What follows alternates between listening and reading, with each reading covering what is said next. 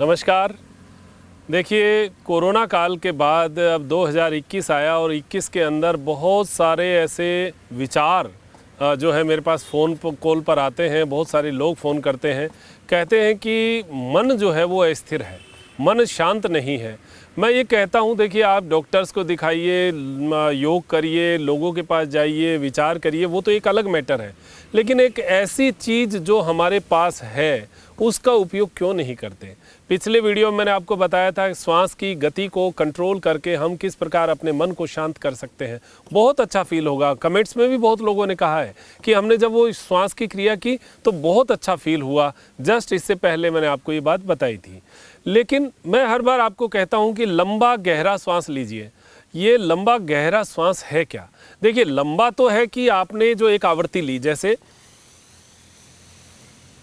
ये जो श्वास ले रहे हैं ये लंबा है, और गहरा जो है, गहराई की हम बात करेंगे। लेकिन उससे पहले मैं आपको बता दूं कि उसका डॉक्टर जो है, जो ये आजकल की व्याधियां हो रही हैं, जो मन की व्याधियां हैं, उसको शांत करने के लिए सबसे बेस्ट जो डॉक्टर है वो हमारा श्वास है। और उसको भी गहराई से लिया जाए तो आप देखेंगे क्या लाभ आपको मिलेगा। क्योंकि पिछली बार हमने जो बात की कि श्वास लेंगे और उससे डबल श्वास छोड़ेंगे, और लंबा और गहरा लेंगे। तो अब गहराई की बात आती है। गहरा समझ में नहीं आता, कैसा गहरा? गहरे का मतलब है कि आप देखिए, श्वास ले रहे हैं, ये गहरा नहीं है, ये यहाँ से श्वास ले रहे हैं, आप नोस्टल से श्वास ले रहे हैं। आप इस पूरे नोस्टल को फ्री करिए। जो मैंने आपको सिंपैथेटिक और पैरासिम्पैथेटिक बताया था, आप जब अपने आप को पैरासिम्पैथेटिक में ले आएंगे तो वो गहराई अपने आप धीरे धीरे श्वास के अंदर आती जाएगी। आपको जो महसूस होना होता है, श्वास की टकराहट महसूस होनी होती है, वो यहाँ होती है, तो वो गहरा नहीं है। जब वो श्वास की टकराहट, वो गर्माहट, वो ठंडक, गर्माहट तो निकलने वाली, वो ठंडक लेने वाली, वो आपको जब यहाँ जाकर इस जगह, गले के इस साइड में, यहाँ पर आपको महसूस होगी। हल्का हल्का ऐसे लगेगा जैसे श्वास जाके टकरा रहा है। ये गहराई है। ये आप जितनी अंदर तक ले जाते हैं, जैसे मैंने यहाँ पर कमर सीधी करके बैठा और मैंने श्वास लिया,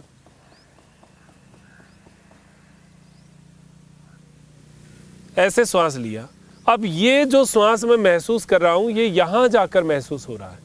ये ही गहराई है। और ये जब आप गहरा गहरा गहरा और गहरा लेते जाएंगे, जब आपको इस श्वास की टकराहट धीरे धीरे धीरे धीरे नाभि तक महसूस होनी शुरू हो जाए, तो आप सिंपैथेटिक से ऑटोमेटिक पैरासिम्पैथेटिक में आ जाएंगे, जैसी हमारी चर्चा हुई। आज जो चर्चा का विषय है वो है श्वास की गहराई। जितना गहरा लेंगे उतना आप अपने मन को शांत पाएंगे, प्राणायाम के नज़दीक पाएंगे। प्राण का आयाम करना ही प्राणायाम है। प्राण जहाँ पर जाकर लेते हैं, छोड़ते हैं, ये तो सामान्य प्रक्रिया, सभी लेते हैं श्वास, तो ले भी रहे हैं, छोड़ भी रहे हैं, ले भी रहे हैं, छोड़ रहे हैं। ये श्वास प्रश्वास जो है, ये प्राणायाम नहीं है। जहाँ पर आप श्वास लेकर रुके और उसके बाद में छोड़ा, अब वो रुकने की टाइमिंग हो सकता है छोटी हो, बहुत छोटी सी टाइमिंग होती है, वो प्राणायाम नहीं है। लेकिन वो शुरुआत है प्राणायाम की। हर व्यक्ति प्राणायाम की शुरुआत करता है कहाँ? ये लिया और छोड़ा, इसके बीच में जो एक क्षण, यानी सेकंड का भी छोटा हिस्सा, ये क्षण जो हम रुके, वही प्राणायाम की शुरुआत है। अब इस रुकने को अगर हमने बढ़ा दिया तो वो प्राण आयाम हो गया, प्राण को रोकना हो गया। वहाँ पर आप अपने प्राणायाम को शुरू करते हैं। तो इसकी पहली आवश्यकता क्या है? श्वास को गहरा लीजिए। आप, हो सकता है सुबह समय नहीं है आपके पास, हो सकता है शाम को समय नहीं है, लेकिन पूरे दिन तो आपके पास टाइम है। आप थोड़ा सा कहीं भी फ्री बैठे, लंबा और गहरा श्वास ये लेना शुरू कर दीजिए। आप देखिएगा ये जो एंग्जाइटी, टेंशन, तनाव, आपको ऐसा लग रहा है कि ये सब कुछ जो संसार है ये मुझे टेंशन दे रहा है, ये धीरे धीरे आप इससे रिलीज होते जाएंगे। अभी जो टाइटनेस, जो आपके मन के पूरे तंतुओं में टाइटनेस है, ये टाइटनेस धीरे धीरे रिलीज होती जाएगी। ये टाइटनेस होती है तो उसका सीधा भौतिक अगर बीमारी कहें तो कब्ज होती है। कब्ज क्यों होती है? क्योंकि हमारे आंतों में भी संकुचन होता है। जब मन में संकुचन होता है, खिंचाव आता है, तो हमारे आंतों में भी संकुचन और खिंचाव है। तो वो आंतें जो है, वो जब संकुचित और खिंचाव में हो जाती है तो हमारी आंतों को रिलीज होने की प्रक्रिया धीमी हो जाती है और उससे हम कब्ज में जीते हैं। जो आदमी खुश मिजाज रहे, और वो खुश मिजाज इन श्वासों से हो सकता है, तो उसको ये सारी व्याधियां धीरे धीरे कम होती जाती हैं। तो आज मेरा विषय, अभी इन दिनों में मैं श्वासों पर विषय ले रहा हूं, तो आपको ये बहुत अच्छा लगेगा कि गहरा श्वास कैसे लें। तो आप कमर सीधी करें, यहाँ से नोस्ट्रल में जो संकुचन है इसको आपको अपनी ताकत से कम करना पड़ेगा। यहाँ पर अंदर की साइड में आपको ऐसे लगे जैसे नाक भींच रहा है और उसके अंदर से आप श्वास खींच रहे हैं, ऐसा नहीं।